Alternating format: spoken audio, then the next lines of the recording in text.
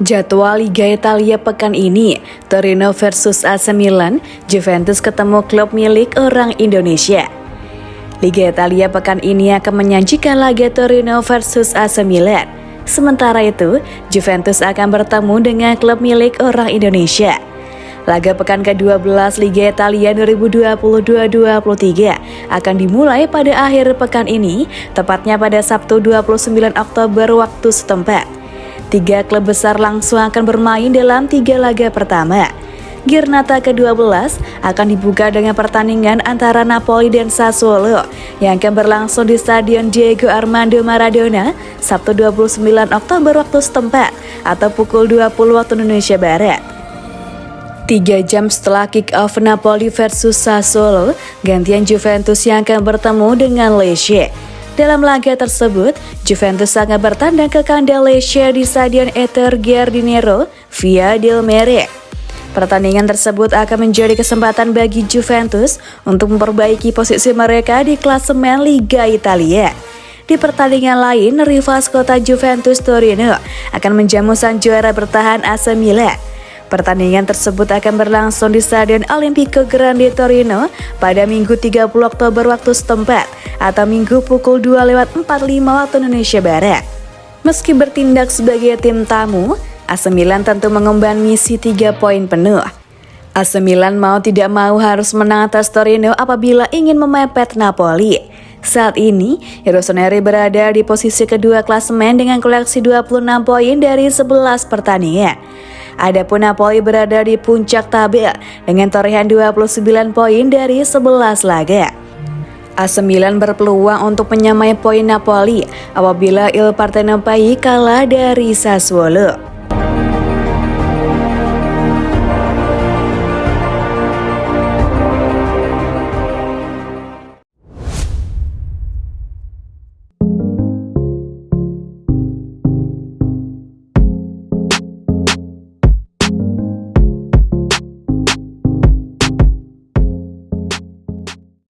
AC Milan serius inginkan Armando Broja, segini harga yang dipatok Chelsea. Klub Liga Italia Serie A AC Milan tampaknya sudah menemukan secercah harapan untuk mendatangkan striker Chelsea Armando Broja. Seperti yang diketahui, AC Milan akhir-akhir ini dikaitkan dengan salah satu striker muda yang baru direkrut Chelsea musim ini, Armando Broja. Tentu saja, mendatangkan beberapa pemain ke skuad AC Milan menjadi rencana jangka panjang yang coba dibangun oleh Ivan Gazidis selaku CEO. Salah satu hal yang dilakukan oleh Ivan Gazidis selaku CEO adalah dengan mendatangkan beberapa pemain sebagai investasi jangka panjang bagi klub. Di antara beberapa pemain yang dirumorkan, terdapat nama Armando Broja yang kini dikabarkan menjadi salah satu bidikan AC Milan. Menurut laporan dari Calcio Mercato, AC Milan telah mendapatkan kabar baik dari Chelsea terkait Armando Broja untuk mempertimbangkan minat dari Rossoneri itu. Diperkirakan jika Chelsea saat ini mematok harga sekitar 35 juta euro atau setara dengan 542 miliar rupiah bagi AC Milan untuk mendatangkan striker berpaspor Albania itu. Meski demikian, perkiraan harga tersebut bisa saja berubah, mengingat Armando Broja kini juga menjadi incaran beberapa klub elit Eropa. Kehadiran Armando Broja sendiri nantinya akan menjadi investasi jangka panjang AC Milan dan digadang-gadang akan menjadi penerus dari Zlatan Ibrahimovic maupun Olivier Giroud yang kini sudah tidak muda lagi. Sejatinya, AC Milan juga menaruh minat pada Armando Broja pada bursa transfer musim panas ini. Akan tetapi, dana tersebut justru dialihkan untuk penandatanganan Charles De Ketelaere dan Divock Origi. Akhir-akhir ini, kabar mengenai minat AC Milan untuk mendatangkan Armando Broja memang semakin tersiar luas. Meski baru didatangkan musim ini oleh Chelsea, namun hal tersebut tak membuat sang pemain akan bertahan lama di Stamford Bridge. Gaya bermain yang dimiliki oleh Armando Broja sendiri juga dianggap cocok dengan skema yang kerap diterapkan oleh pelatih AC Milan Stefano Pioli.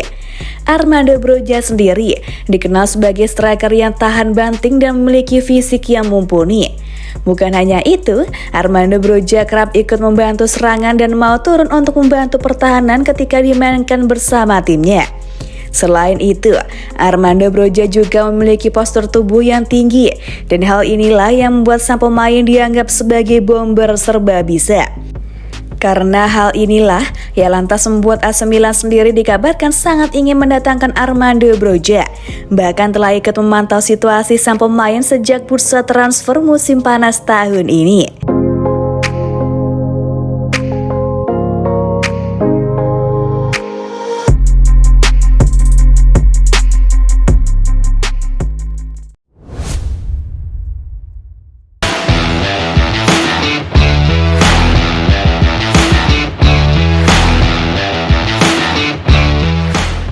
De Ketelaere bakal berkembang di Milan.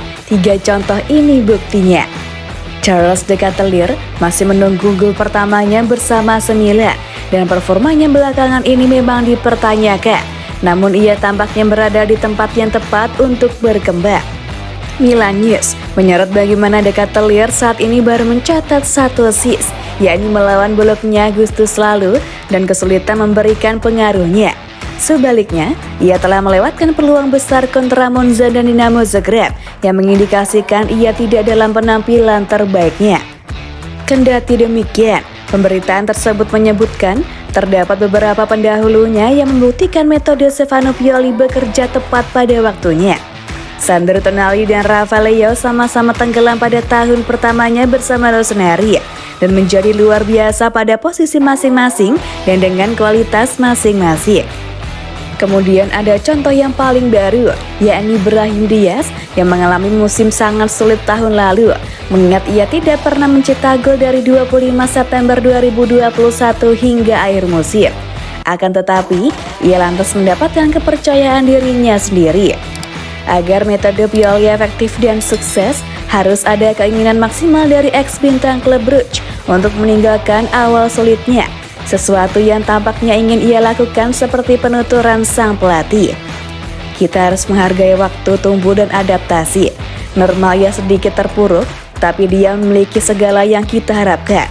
Dia harus melanjutkan yang ia lakukan. Dia memiliki kualitas untuk mempengaruhi serangan kami, tapi dia harus berbuat lebih. Dia juga tahu itu, ujar juru taktik asal Italia tersebut. De Ketelaere memiliki segala kualitas yang diperlukan, dan permainan Milan mungkin sempurna untuk mempertajamnya, sehingga tak lama lagi ia bisa saja bakal melejit.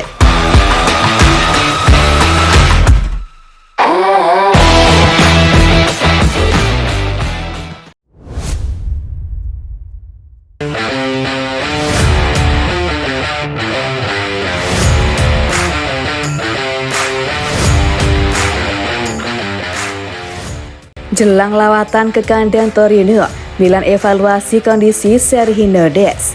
Staf medis AC Milan dikabarkan akan mengevaluasi kondisi Sergio Des jelang laga tandang melawan Torino akhir pekan ini dengan Pierre Calolo kembali berjaga. Il Corriere dello Sport menyebutkan bahwa dalam beberapa jam ke depan, pemain internasional Amerika Serikat tersebut akan dievaluasi dan keputusan bakal diambil setelahnya. Jika skenario terburuk terjadi, Calolo kemungkinan besar akan menjadi starter di posisi bek kanan, menyusul cedera yang dialami Alessandro Florenzi dan David Calabria saat ini. Fikayo Tomori tentu saja akan kembali ke skuad setelah menjalani sanksi larangan bermain di Kroasia lantaran mendapat kartu merah dalam kekalahan Milan dari Chelsea di San Siro pada duel Liga Champions sebelumnya. Besar kemungkinan ia akan berdua dengan Simon Kjaer di Torino nanti jika star Prancis terpaksa bergeser ke sayap kanan pertahanan. Dia sendiri tampil cukup apik dalam beberapa penampilan terakhirnya, sehingga cukup disayangkan lajunya harus terhenti akibat cedera. Fans tentu berharap ia bisa segera pulih, sehingga Stefano Pioli memiliki lebih banyak pilihan pemain di skuad Rossoneri.